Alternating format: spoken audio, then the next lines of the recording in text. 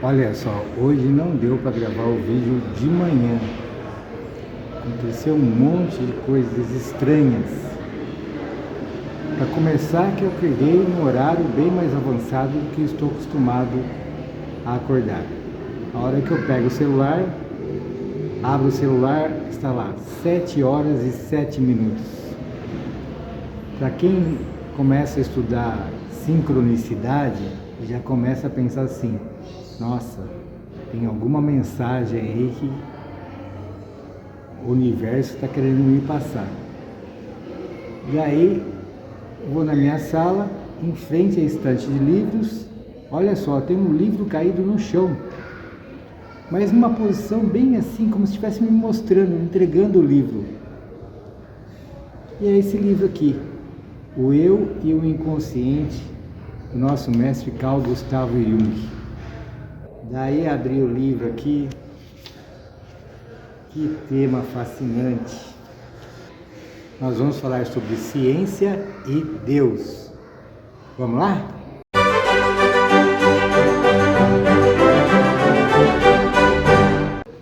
Então vamos direto ao assunto. Aqui nesse livro aqui, O Eu e o Inconsciente, do Jung, na página que eu abri, logo depois que eu encontrei ele caído no chão, quase se oferecendo, quase mostrando, olha, veja aqui. Ele fala o seguinte: dê a este ponto central o nome de si mesmo. Ele está falando do self, ou eu sou, né? Intelectualmente, ele não passa de um conceito psicológico, de uma construção que serve para exprimir o incognoscível, que, obviamente, ultrapassa os limites da nossa capacidade de compreender. O si mesmo também pode ser chamado o Deus em nós. Olha só que interessante, ele fala que o self, o si mesmo, pode ser chamado de o Deus em nós. E isso, olha só, para completar o quadro assim, misterioso, se pudéssemos chamar assim, num dia anterior, eu estava lendo esse livro aqui, ó, Psicologia Integral, do Ken Wilber. Opa! Fala aqui que ele começou com a ideia de escrever a história da psicologia, então começou a pesquisar a psicologia científica, como surgiu a psicologia científica. A psicologia com conceituação científica. E ele chegou no momento aqui que ele cita a filosofia de Schopenhauer. E ele fala assim, ó: o próprio Schopenhauer afirmava explicitamente ter derivado a maior parte da sua filosofia do misticismo oriental, do budismo e, em particular, dos Upanishads. Sobre a consciência individual, existe uma consciência cósmica, a qual, para a maior parte das pessoas, é inconsciente, mas que pode ser despertada e plenamente realizada. E esse processo de tornar consciente o inconsciente era o maior bem de homens e mulheres. Olha só, que interessante, porque ele fala que a psicologia científica, todos os grandes pesquisadores acabaram estudando e tendo uma influência da cultura que para a ciência é tida como alguma coisa mística, alguma coisa espiritualista, não digere muito bem essas questões no métier científico. Isso é o meu ponto de vista. E pelas experiências que eu tive, né, no métier científico. Mas todos os grandes pensadores, os grandes cientistas, eles se envolveram com questões mais espirituais. Então, não é de se estranhar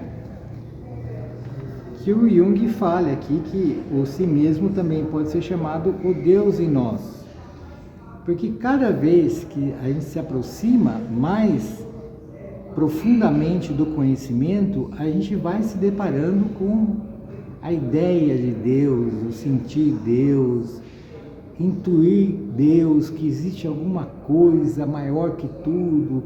Como que pode o universo ser tão complexo e tudo está dentro de uma organização? Como que pode, desde algumas coisas minúsculas, tudo segue uma lógica, tudo tem uma coisa, uma organização incrível.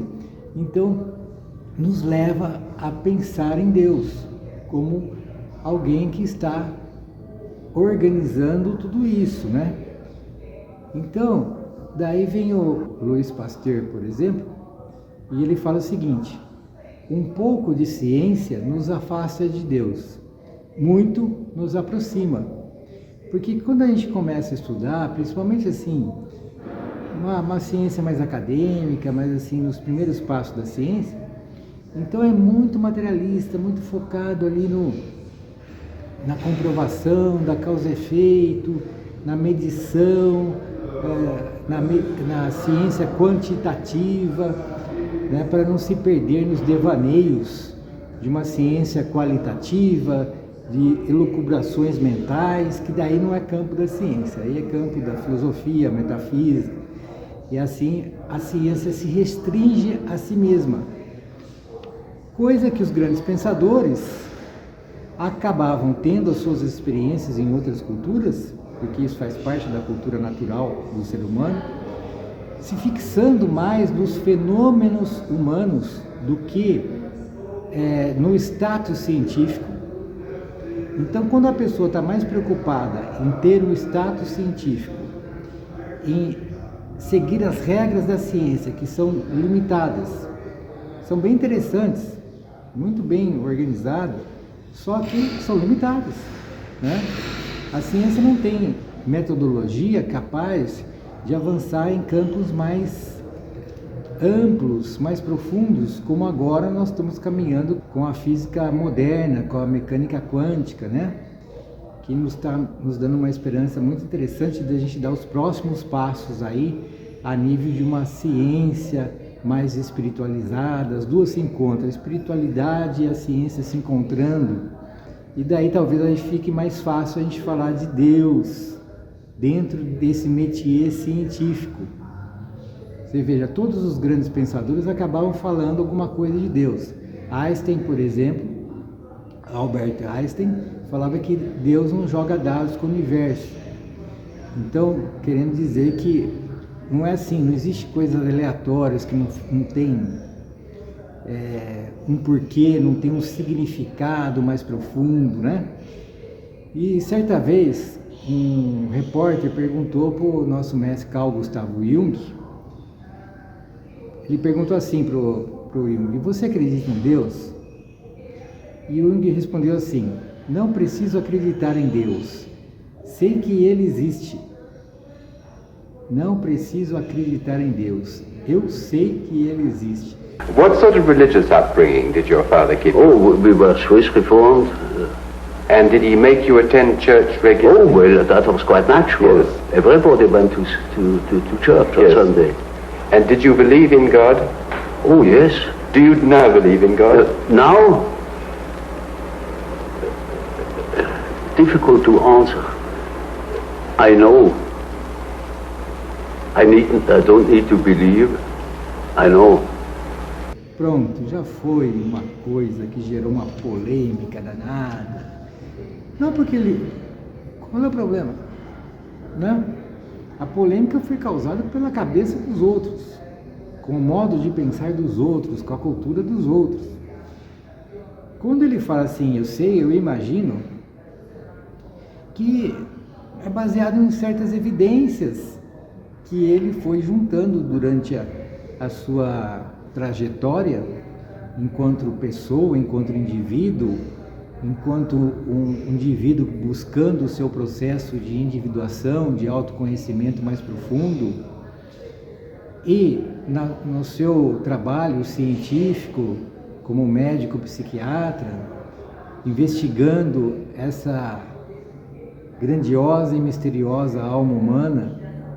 Então, na medida que a gente vai investigando, a gente vai se autoconhecendo. À medida que a gente vai se autoconhecendo, nós vamos tendo mais elementos para entender a alma humana do outro, porque no fundo todos somos um. Então, ele falou assim, não preciso acreditar em Deus, eu sei que Ele existe. Então, acreditar é uma coisa assim, eu acredito. Eu faço uma força para acreditar e acredito. Então, não é isso, eu sei. Eu sinto por dentro. É uma intuição que vem da essência da alma, que vem do self, que vem do centro. Então, no meu ver, o self na nossa estrutura que nós colocamos lá, vamos relembrar, colocamos lá centro, self, inconsciente coletivo, inconsciente pessoal, ego e corpo. Então o centro seria o Deus em nós, na minha concepção. E o self é a dimensão já do indivíduo, que é a mais próxima de Deus, que está mais vamos chamar assim, em consonância, mais em pureza de harmonia e de sintonia. Então o self é a parte em nós mais próxima de Deus. O centro seria Deus, né, que a gente chama de centro, que é incognoscível, a gente nada podemos falar sobre o centro. E o self é a parte em nós que é mais próxima de Deus. Deus e eu somos um.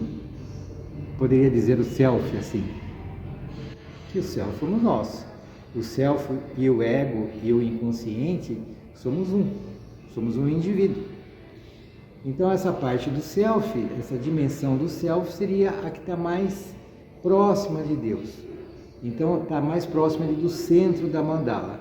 À medida que a gente vai se afastando, a gente vai se deparar lá na parte mais concreta, mais material, que é a dimensão física, que está inclusive no nosso corpo, que é composto por dimensões físicas, por componentes físicos, tem uma estrutura, tem células, tem órgãos, tem, enfim, o corpo material, nosso corpo físico.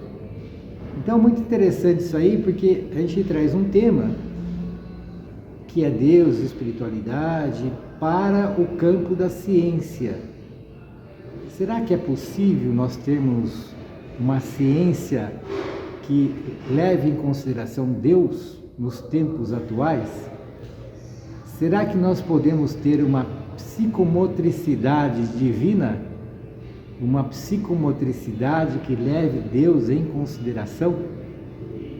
Muito interessante, muda muita coisa aí, principalmente na nossa aplicação prática, na nossa intervenção prática, porque daí já começa a ficar diferente, porque daí a gente vai olhar para o nosso aluno, o nosso assistido, com outro olhar, e nós saberemos que tudo é possível para que a gente se esforce, para que a gente se empenhe para a cura do nosso aluno, que é possível, e nós vamos fazer a nossa parte. E pelo menos não colocar nenhum impedimento para que a cura aconteça.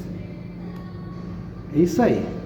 Espero que você tenha gostado. Fique com Deus. Até mais. Tchau, tchau. Agora quero saber de você. Quais foram as suas conclusões e reflexões? Deixe a sua resposta aqui nos comentários. Se você gostou do vídeo, dê seu like, compartilhe nas suas redes sociais e não se esqueça de visitar o nosso site psicomotricidadepositiva.com.br e conhecer o nosso curso Como Prescrever Atividades Psicomotoras. Por enquanto é só, ficamos por aqui. Muito obrigado.